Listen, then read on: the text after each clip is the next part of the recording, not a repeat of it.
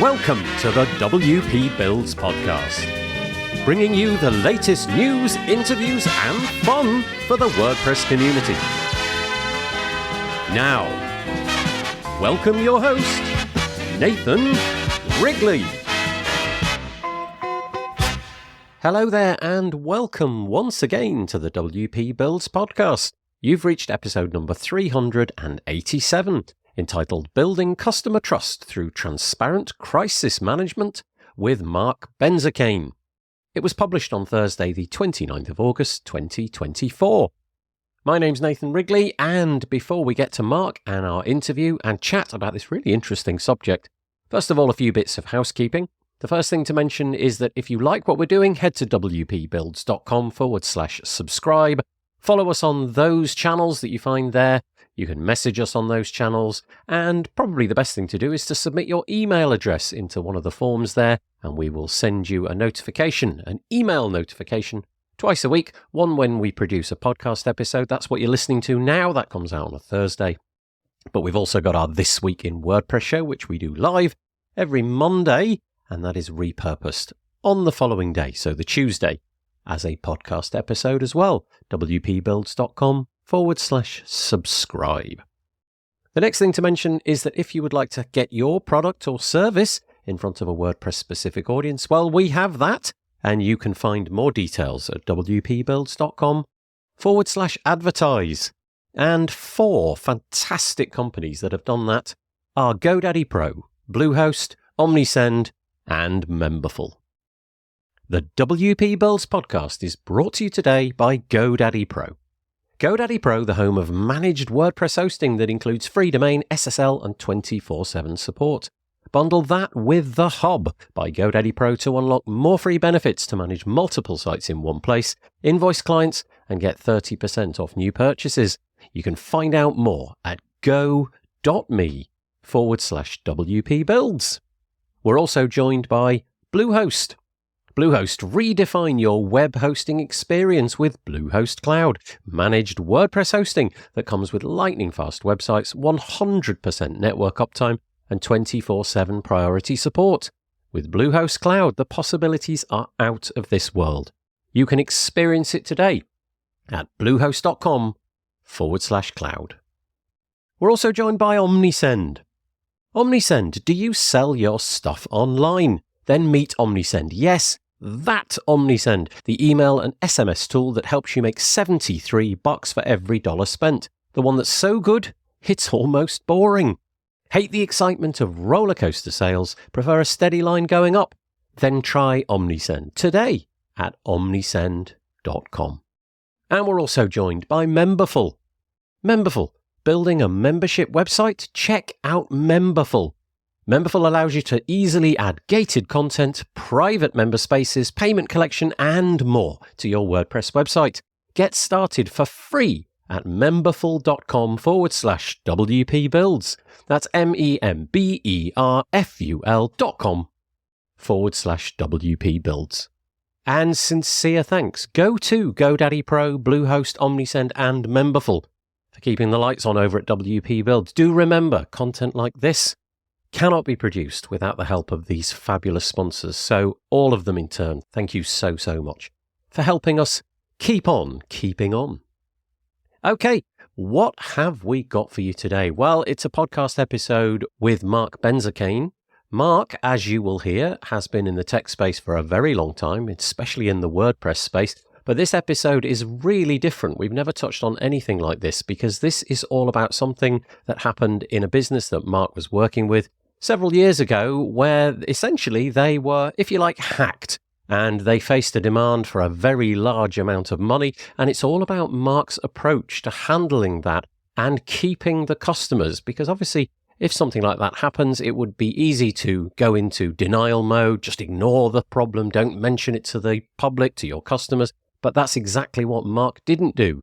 He opted instead for transparent, open, and honest. And you can hear for yourself the results of that and how Marc feels that's the best way to go forward, should this happen to you. So here it comes. I hope that you enjoy this episode. I am joined on the podcast by Marc Benzakein. Benzakein. I've done this to you so many times. I'm That's so all right. sorry. I mean, if it were Smith, if my last name was Smith and you were mispronouncing it, that would be, embarrassing. But, Benzakein. Mark's been on This Week in WordPress several times, and I thought it would be really nice to bring him over onto the WP Builds podcast to have a chat. As is always the case, we share show notes prior to the recording of the podcast audio. And Marc was very kind to offer me up about 8 different subjects. And the one that I chose is unlike anything we've ever recorded before. Basically, it's going to be a story with me kind of interjecting and going, wait, what? How? No, that kind of thing. It'll be really interesting. But before we get to that, Marc, just tell us a little bit about you. This is a WordPress podcast, so maybe skew your biography in the WordPress direction, but over to you. Just tell us who you are and all of that. WordPress, isn't that a blogging software? It's a blogging platform, nothing else. Okay, right. Yeah. So my name is Marc Benzakein, or Benzakein, or however you want to call me. And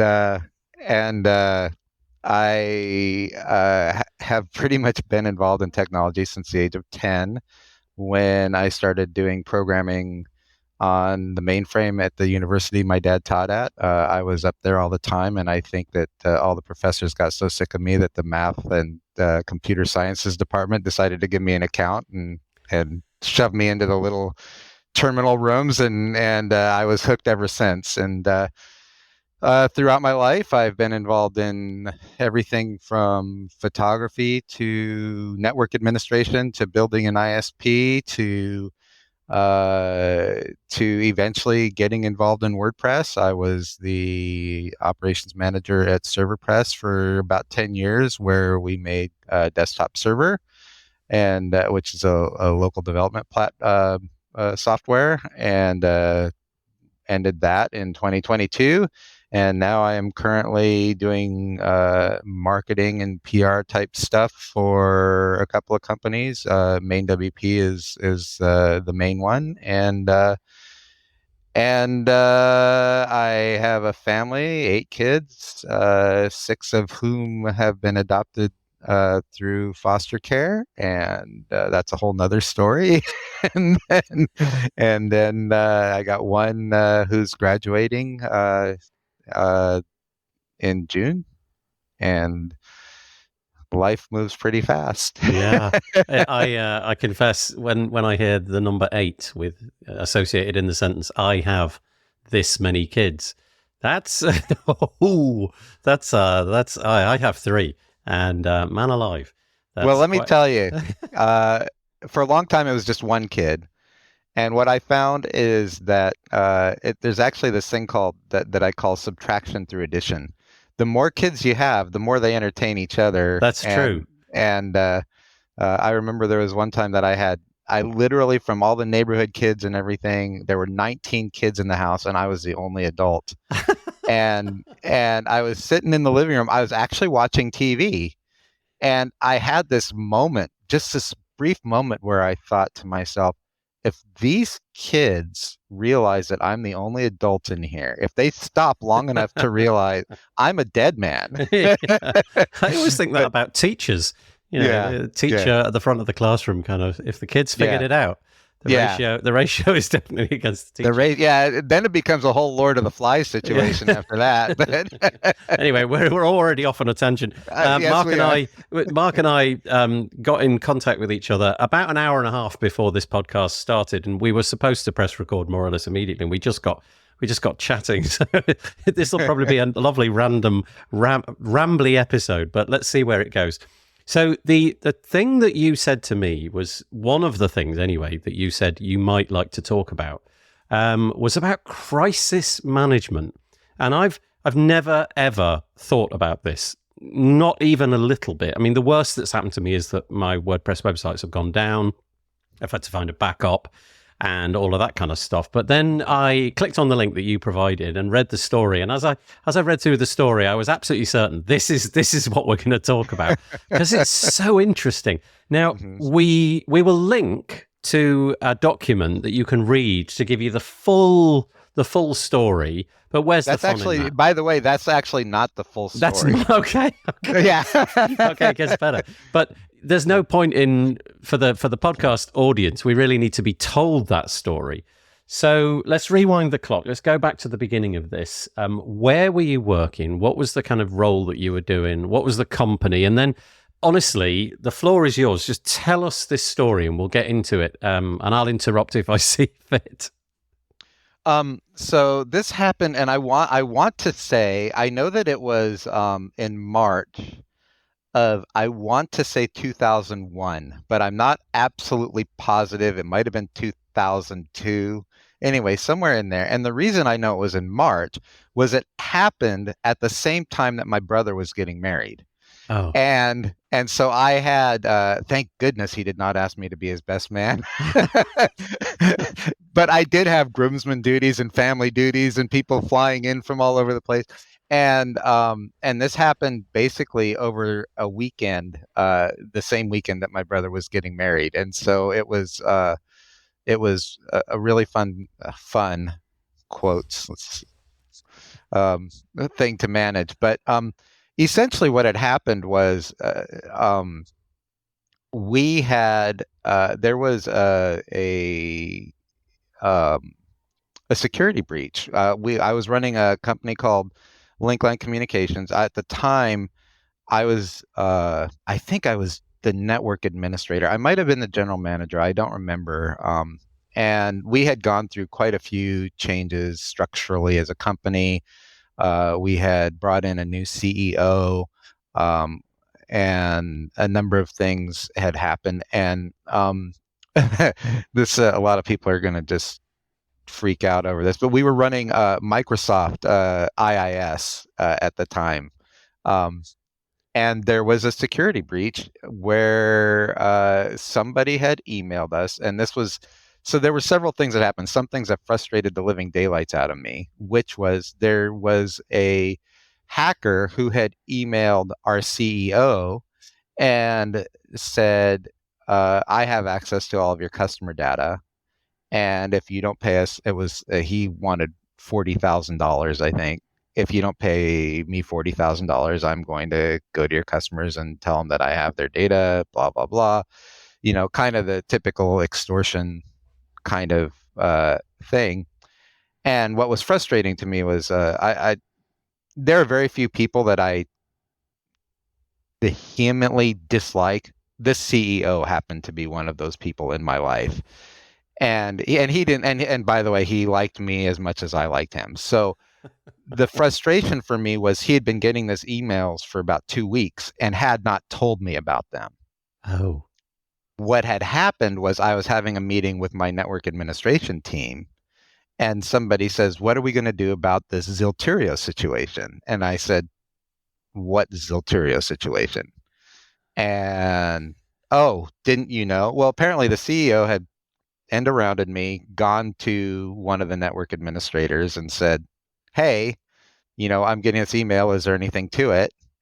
And they said, well, you know, they'll look into it. Well, it turned out they had looked into it and they had found that there was actually a hole, you know, a security hole within IIS that would have allowed him to access this customer data. And my immediate reaction was, of course, I wanted to throw up. And then after that, it was anger, because this was something that we should have addressed, in my opinion, 2 weeks ago when the emails started coming in, which is what turned it into a bigger crisis, because then all of a sudden the clock was ticking because he had given us a deadline. And so I thought about it long and hard, and I'm like, this is above my pay grade to deal with this. My thing was, I know we need to get ahead of this somehow. I know that we need to take care of the problem first and foremost. But my whole thing from day one was always be honest with your customer. Especially, I used to say this all the time, keep in mind, our hands are in their pockets. Okay. And nothing is going to nothing is going to cause a user to lose faith faster than when you have your hands in their pockets and you're not being truthful with them. The whole basis, the whole foundation of trust, everything that you have in a relationship with your customer is out the door.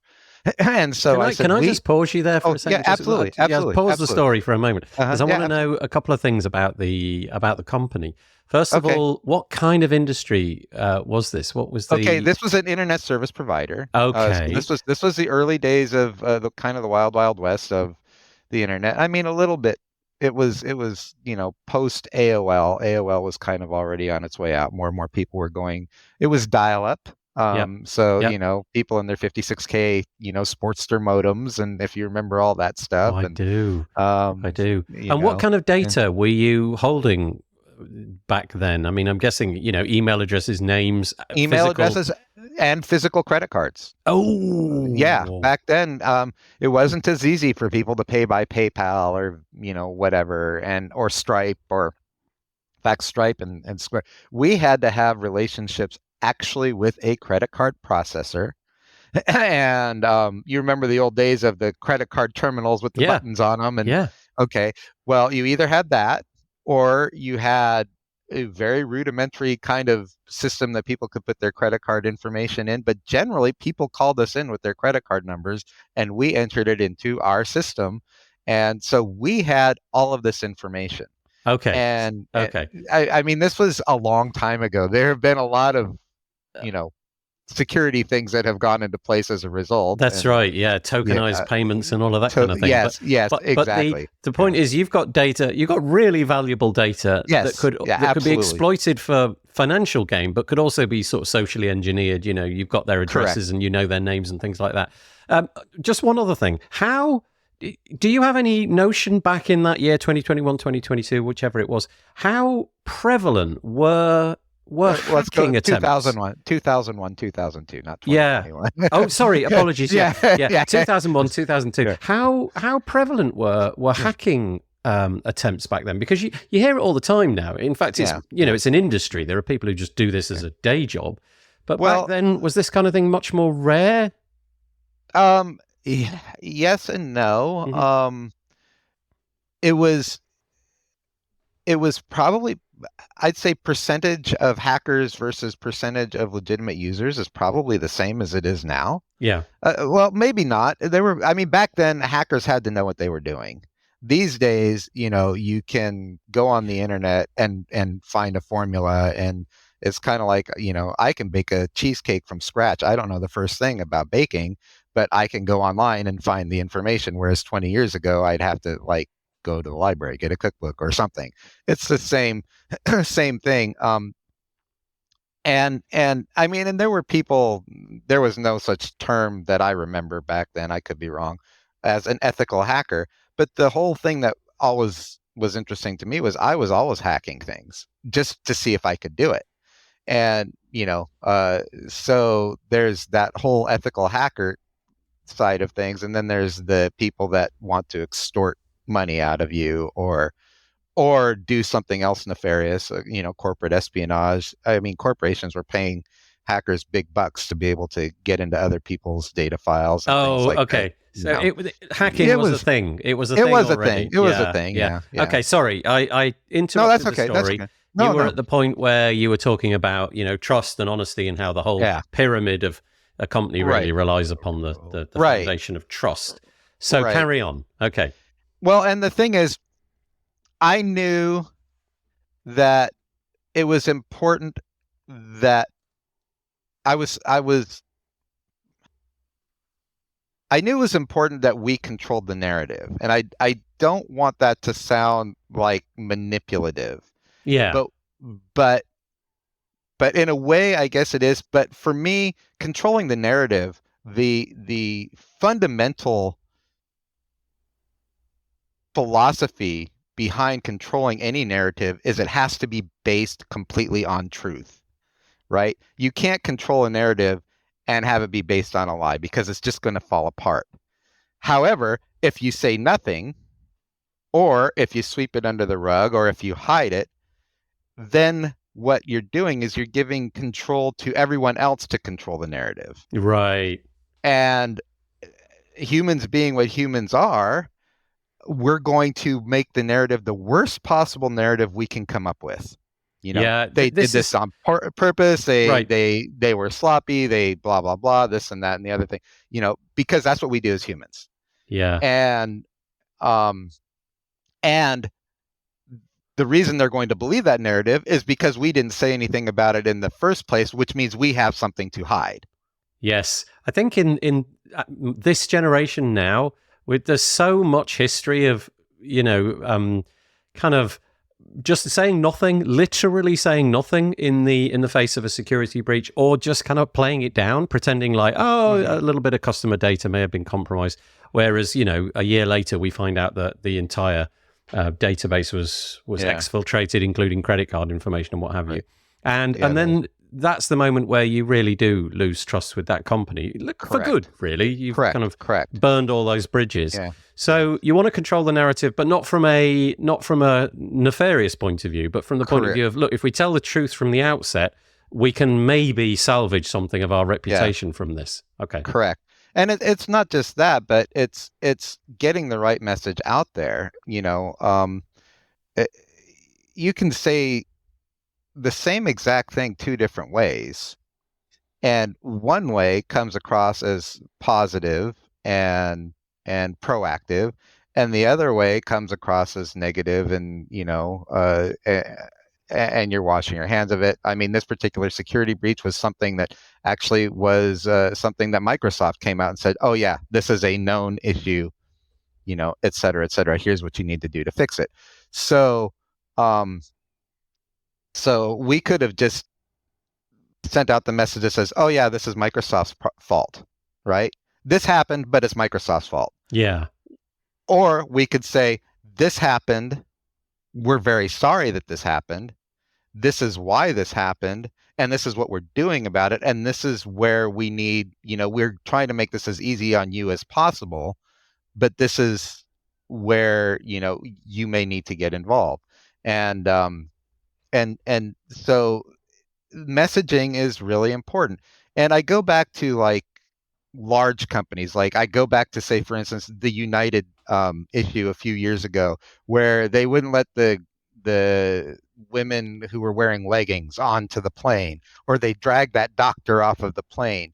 And you had like these kind of PR nightmares where the CEO wakes up the next morning and there's like this tweet storm that happened overnight, which is why I say crisis management, having a plan or something in mind ahead of time is important, because back then there wasn't that 24-hour tweet storm. Oh, yeah, that's right? True. At least you could have a week or so before you had to. Yeah. And you look at a company like United or some of these big corporations, and a lot of times their crisis management philosophy is, we'll just wait it out because we can afford to. But most small businesses can't, right? Any small business, like we were a company of, I think we had 13,000 users at the time, which, was an okay sized company for an internet service provider, in that time. It doesn't sound like much now, but back then, we were growing, we were doing okay. But any negative press or any negative thing like a breach not handled properly could impact our business in a way that we'd have to shut the business down. We were still, and so you have to keep in mind that there are some companies that they don't have to worry about the PR aspects because they've got shareholders and they know that, they're going to have a bad quarter or bad 2 quarters. They're going to have to answer to those shareholders or the stakeholders. But eventually things are going to, they've got the money, they've got the deep pockets to be able to outlast it. And that is an attitude that a lot of companies have. I don't subscribe to that. I think that right is right, but that's me. I'm hoping that in the back of everybody's mind listening to this, if you're a WordPress user, you can imagine a sort of congruent scenario, something which was adjacent to this. I don't know, your website gets hacked, somebody defaces something, your server goes down. You've just got a moment in time where it's gone from everything's fine to a sudden piece of information, which means that, wait, we've got to pause whatever we're doing and get out in front of this. So I'm hoping, dear listener, that you're drawing the parallels here. Yeah. So let's go back to the story then. Okay, So back to the story. yeah. Um, so what ended up happening was the minute that I found out about it, I realized I was out of my depth. Um, I knew that something had to be done from a PR standpoint. I knew we had to inform the customers, and I knew we had to craft a message that was meaningful. I just started looking at PR agencies like randomly, and as I'm like digging in, I found this company that they specialize in crisis management. That's all that they do. And I'm like, crisis management. Yeah, that's what I need. That's what this is. That's a great term for it. I'd never heard the term before. I did not know what it was. But the minute that I saw it, I was like, bingo. And so I called him up. His name was Jonathan Bernstein. I don't mind plugging him. And and I called him up and I said, "Hey, I have an issue. I don't know how to handle it." And he said, "Okay, let me tell you a little bit about who I am, what I do. I'm an ex-Marine, and he went into like this whole thing of how he got into doing crisis management and what it was and what it means to him. And he said, first, we have to find out as much as we can about this Zilterio guy, because if he's hitting you, chances are he's hit several other people. And as it turned out, the CEO finally, after I went in and had kind of this confrontational meeting with him, he decided to call the FBI. And the FBI got involved, and they're like, "Oh yeah, Zilterio, we know who he is. He has actually extorted as much as $4 billion from Good people." grief. Yeah, 4 billion with a B. Yeah. And he's done it successfully, and it's because he legitimately has the data. And most companies have just paid the ransom and swept it under the carpet. Well, we were a small company. We didn't have the $40,000 to write a check. I mean, we could have, but it would have really, really put a huge dent into our operations. And I, I, we got the FBI involved, and the FBI talked to Jonathan, and the FBI said, "Look, this is what we know. We know that the bank transfer that they want goes through Yemen, and we suspect that this is cyber terrorism and that the money is going towards terrorist organizations." So that's, and so then of course Jonathan, being an ex-military guy, was like, "Okay, we really can't give him any money." Right. It definitely paints a different picture, Yeah, doesn't it? yeah, yeah. Yeah. And I said, "Well, we're not going to give him any money, but we need to figure out how to get around this." And he says, "Okay, this is how we craft the message." And so he says, "We need to attack this from the first step is the story that we need to tell is we need to attack this from we need to hit the cyber terrorism thing hard." Because keep in mind, this was in the wake of 911 and some other things. And so it was still very fresh on people's minds. Terrorism and being hit at home and all these things were very fresh on people's mind. And once again, it was based on truth. This was not made up information. This was actual facts. And, and it sounds almost like it's, to me, it still sounds kind of like almost like it's out of a movie, because it's kind of, it really right? does. And so it's based on, that's the important thing. But what points do we want to cover first? So the next thing that we did was we crafted an email that was going to go out to all the customers that basically said, "This is what's happened. We want you to know about it. Here is what we are doing about it. Now, here is what we did about it." I called up every single credit card company. I gave them a list of our users, and I said, "Please put an extra flag on all of their cards and make sure that the charges," because once again, back then it wasn't like it is now. You go down to 7-Eleven and you're going to get a text message that says, "Did you just try to charge, $10 at 7-Eleven?" It didn't work like that back then. If there was fraud involved with your credit card, you had to call the credit card company and report it in general. And so I had all the credit card companies flag them. And we created, I had our webmasters create a secure interface in which people could update their credit card information for payment information to us. Because once again, back then, there wasn't like credit card forms and secure and all that stuff. I mean, there were, but it was just starting to come into, into vogue. It wasn't everyday stuff. Um, our customers, we all basically got by a phone call. They signed up, and so we did that, and we put that in the email, and basically said, "This is what happened. This guy named Zilterio is trying to extort us for $40,000. We have reason to believe that the money is going towards terrorism. We are not going to pay this."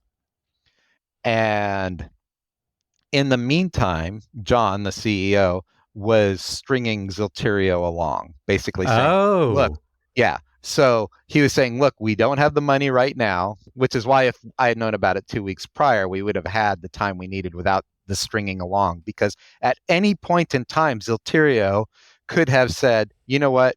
You strung me along enough. I'm pulling the plug. Here we go."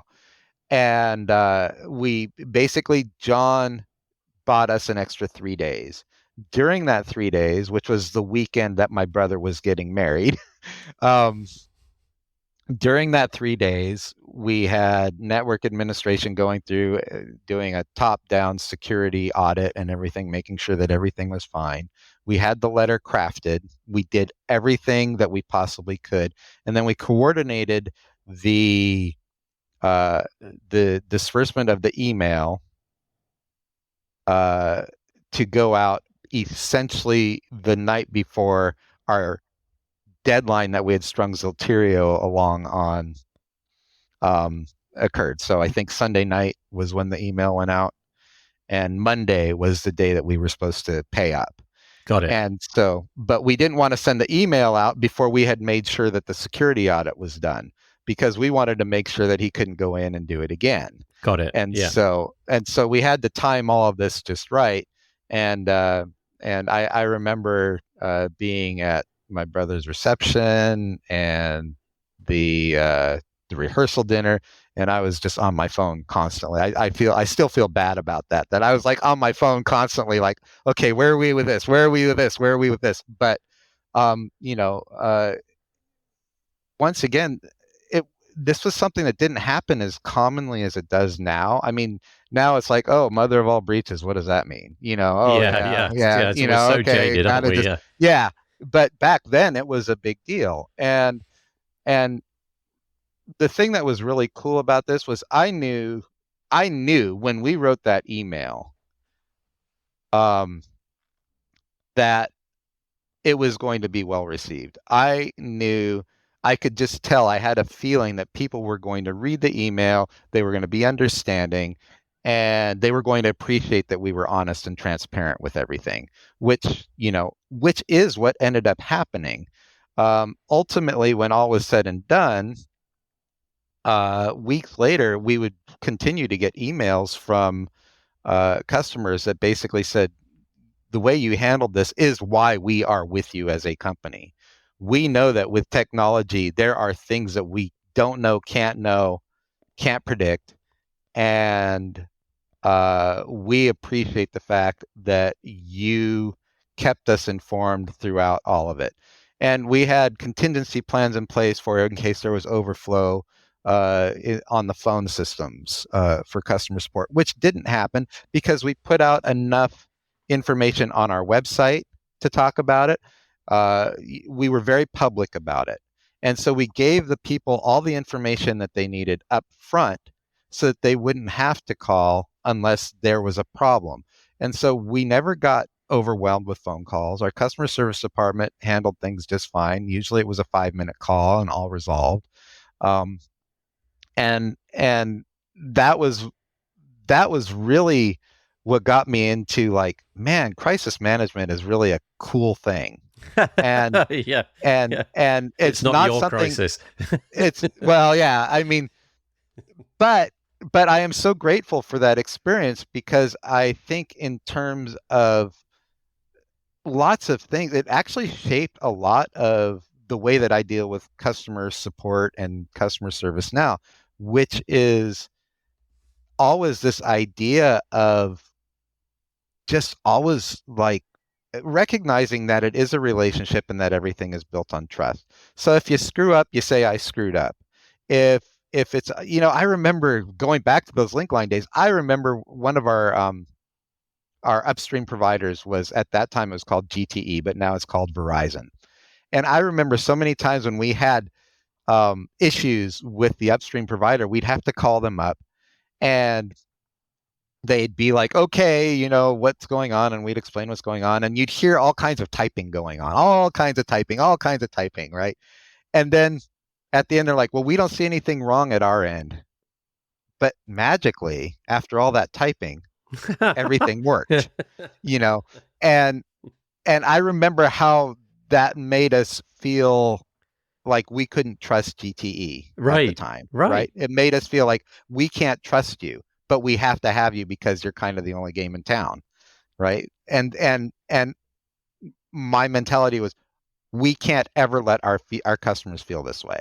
Yeah, it's so interesting, this story, on so many levels. A, the fact that you're hacked. B, the fact that you're in an environment. Well, you're in an age. So back in 20. I was going to do it again. 2001, 2002. Just say the turn of the century. That sounds like even way further back. But you were in an era where there was no social media, so the time pressure wasn't so great. So you could play this kind of cat and mouse game with the hacker. And the hackers probably weren't that savvy about that kind of cat and mouse, just assuming that A, you'd either roll over, or B, you'd never reply to them, and what have you. And then also the fact that in the meantime, you were using that time that you were buying. There must have been a part of you, by the way, during that time that was thinking, oh, this could just go south at any moment. Because really, the hacker could just press go on the email. There was not a minute during that 72-hour period that I was not thinking, any minute now, just any minute now. Any minute now. But you managed to buy the time. But in that time, you did a whole bunch of things that you could then report to the customers, i.e., you'd got the phone system ready just in case it's swamped. You've got the credit card companies on your side, and they flagged so that if any peculiar transactions start to come through, they can do that. And then I think the key bit is that you couched the whole language in an apology. It's not like, okay, this is just a thing, don't worry about it, there was a Microsoft thing, blah, blah, blah. It's more like, okay, this is bad, and we're really sorry, here's what we did, and let's just see where we go from here. And it sounds from the article, this is so strange to say, but it sounds from the article as if the company did well out of this experience in terms of you gained customers and you didn't lose customers. I mean, that's incredible. Yeah. No, I would say that the result of all of that was that our foundation of trust with our customers increased by multiples. Absolutely. Yeah. Okay. So again, the parallels between somebody operating a website business where you're managing websites, you can draw the parallels for yourself, but there's so many similarities. Now that you've been through that experience and you've got 20 plus years of rear view mirror to think about it, is there anything about the businesses that you've been involved with since then where you've had a totally different posture? In other words, have you put groundwork in so that if something like this did happen, you've got the documents ready to go? You've got you've got the email kind of pre-written. You've got I don't even know what that means, but do you know what I mean? Has it altered the way you've done things so that you've got preparations made prior to it happening? Once again, that's a yes and no question answer, I think. Because the problem with a crisis is a crisis creates a reactionary state, right? And you're reacting to something, and you're reacting to now knowing what you didn't know as a general rule. And because we can't know what we don't know, it can be very difficult. So of course we go through our heads and we say, okay, what do we do if this happens? What do we do if that happens? And you kind of have like these theoretical situations, but you can't know until Yeah. it actually Yeah. happens exactly how to react. So it's good to play these kind of games, quote unquote games, where you're like, okay, what happens if somebody wants to extort money from us, or what happens if there's a security breach and all of our passwords are compromised? What do we do in those cases? How do we go about informing our customers? What message do we want to leave our customers with? Well, this is a branding thing from top to bottom. And so if your brand all along was we are transparent with our customers come first, and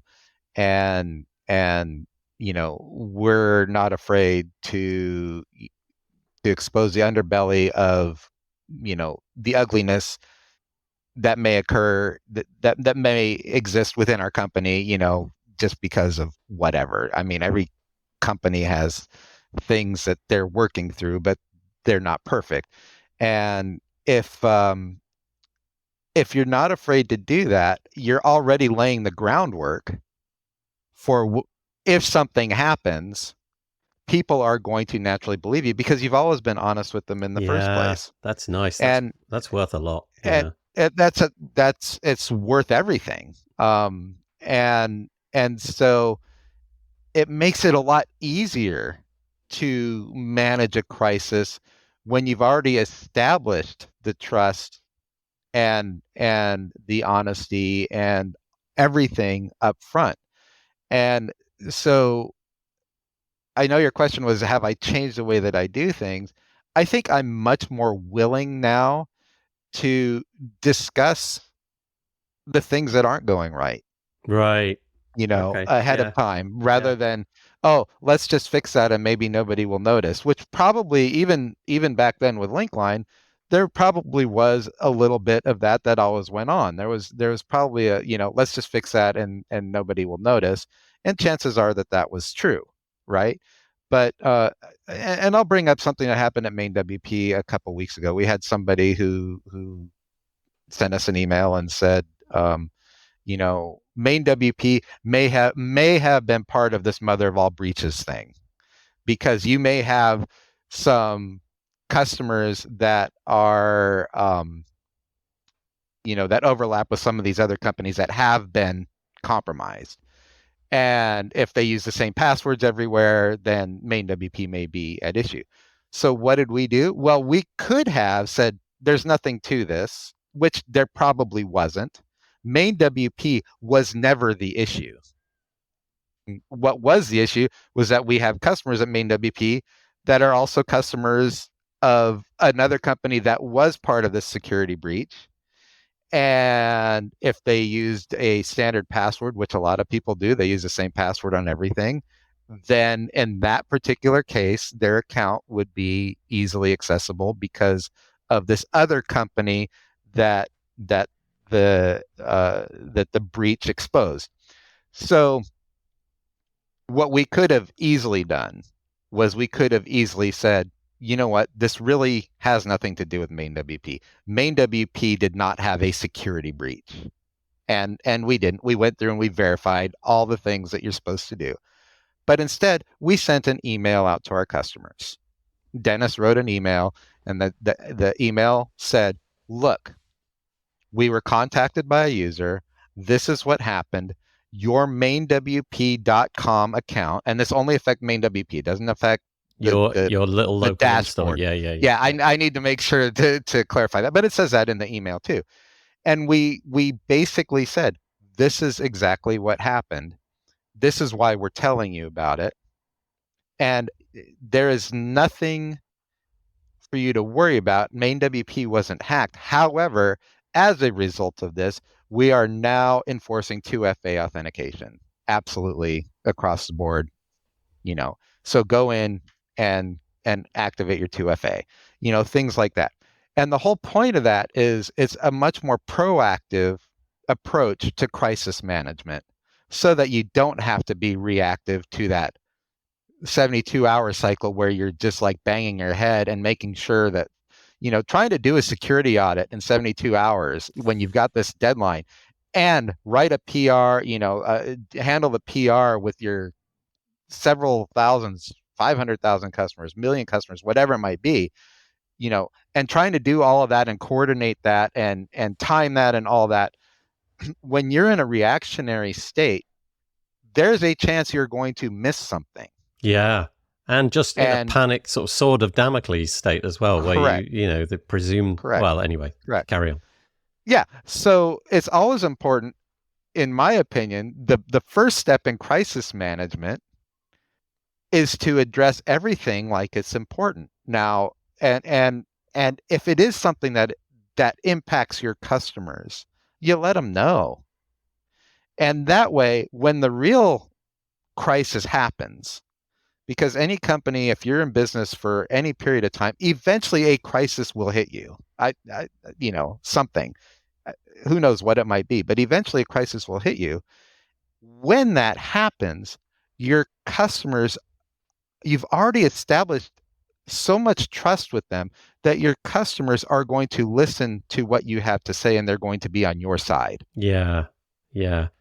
I guess that's the takeaway from this episode. By the way, brilliant story. Absolutely love that. But the takeaway is, be honest, be upfront, get the experts. It really is that simple. Yeah. But, and therefore you're not going to ruin the hard-won relationship that you've got with these people. And let's be honest, nobody's massively wedded to an ISP. Given a chance to find another ISP for financial reasons or because some security bombshell that you've just learned about, it's not difficult for all of those 15,000 customers to just say, "Oh, I'll just go find another one. There's probably a few more." And they very well could have. It could have been very easy. I mean, Earthlink was very big in the day. If you remember Earthlink, I don't know, but their corporate headquarters were half an hour from us. I mean, it was like, we were all in this little microcosm, this kind of general area, and it was very easy for people to move to Earthlink or to some other ISP that didn't have that. Yeah. By the way, we also very quickly soon after changed everything to Linux servers, but that's a whole nother story. Okay. Yeah. I mean, the IIS thing is, who knows? Yeah. But so there we go. Encapsulated in a few words: trust, more trust, and a bit more trust, and possibly the word honesty as well. Do those things. Be prepared. What a fascinating story. Like I said at the beginning of the show, we don't do stories normally. We talk about product, or we talk about, a marketing strategy or something like that. And I think that's the first time we've done that. I think I should do more. I've really enjoyed that. Well, it's a fun story to tell. Oh, yeah. And I suspect, knowing you a little bit like I do now, I suspect there's a few more lurking around in your head somewhere. You can't live this long without having a few stories. Well, Marc Benzakein. Keen. It's the least intuitive of everything that you want to say. Marc, really enjoyed having you on the podcast today. Before I say farewell, where can people find you on the socials, on the email, whatever you like? At Marc Benzak, and that's MarcBenzak. That's me on the Twitterverse, and I think that's where I am on Instagram too. And then on LinkedIn, you can find me, Marc Benzakein, and where else? I'm not on Mastodon, really. I should be, but I'm not. I don't know why. Facebook. You can find me on Facebook. You can find me just about anywhere. And I also want to say one more thing, and I'm just doing this because they're my friends, and I want to say this. I'm going to be speaking at WordCamp Canada.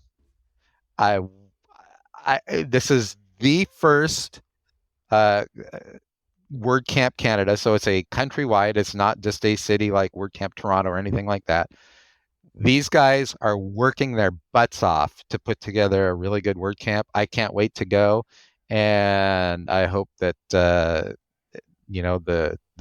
8 million listeners to this podcast, I hope some of you will come and see me there.